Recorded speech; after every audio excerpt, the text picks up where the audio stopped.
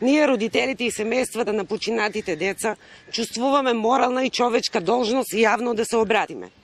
Сметаме дека од суштинско значење основното јавно обвинителство во Кочани конечно и целосно да не запознае со исходот од истражната постапка, како и со содржината на поднесениот обвинителен акт.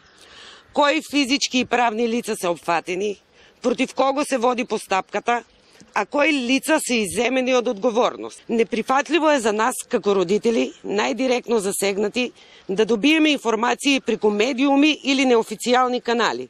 Очекуваме транспарентност и директна комуникација од надлежните институции.